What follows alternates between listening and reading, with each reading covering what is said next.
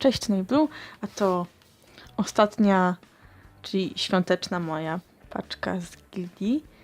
No i od razu widzimy się, jak już się do niej dobiorę. Więc pierwszym mangą jest drugi tom Made in Abyss, więc tutaj jest chyba zbyt mocno światło mi świeci, ale na szczęście grzbiet było widać. No, kolejna część przygód naszych bohaterów. Nic dodać więcej. Po prostu Made in Abyss. Następnie najnowszy tomik Noragami. Zastanawiałam się, czy go kupić, czy może potem go sobie zostawić, ale stwierdziłam, że teraz. I to jest ta okładka, na którą tyle czekałam, ponieważ ona jest jedną z moich ulubionych razem z 15. I naprawdę jest świetna. Tutaj zwłaszcza ten tył taki, może damy to bardziej tył taki bardziej niejednolity kolor. Tylko jak widzicie, są tutaj jeszcze takie fajne plamki i tak dalej, jakby widzieć gołe niebo nocą, można tak powiedzieć.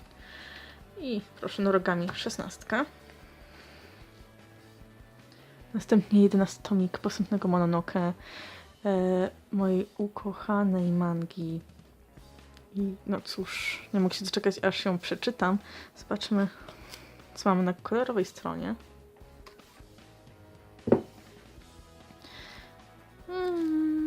Może coś jeszcze ze środka. I tyle. Nie mogę się doczekać, bo jestem po 10 i naprawdę nie mogę się doczekać. Następnie trochę rzeczy teraz Dagi, a jest to Murcielago 9, która prezentuje się naprawdę Ta postać bardzo fajnie wygląda. Jestem ciekawa w sumie kim jest, w sumie co tam dalej się będzie działo. Dalej czekam na taki pewien moment, ale nie będę o nim mówić. Następnie mamy tutaj Soumę, niech się przyjdzie 12 i 13. No i cóż, jeżeli chodzi o to, jaki to jest moment, to trudno mi powiedzieć, nawet tutaj zerkając.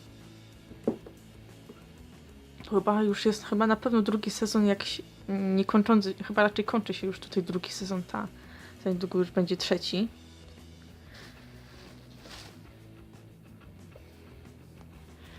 Następnie Księga Vanitasa, 5. tom. Tak właśnie idealnie w sumie na świąteczną i zimową porę. Kolorowa strona. I może jeszcze coś ze środka.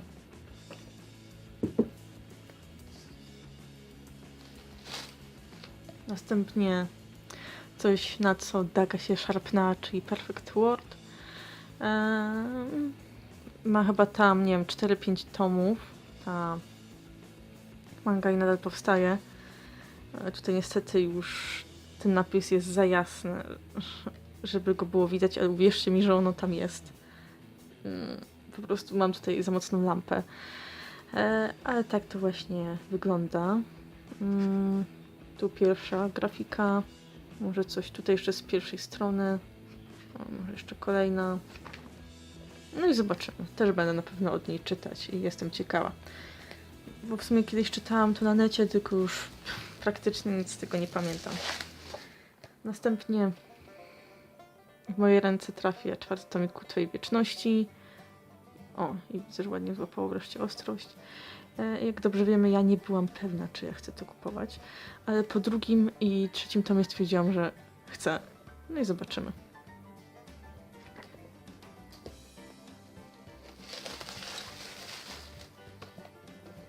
A ostatnią mangą jest typowo Magi i to już jest 18, więc no.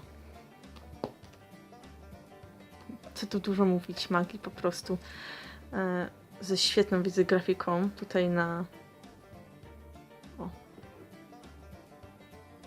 tylnej grafice jakby. No i tak, może coś jeszcze tutaj.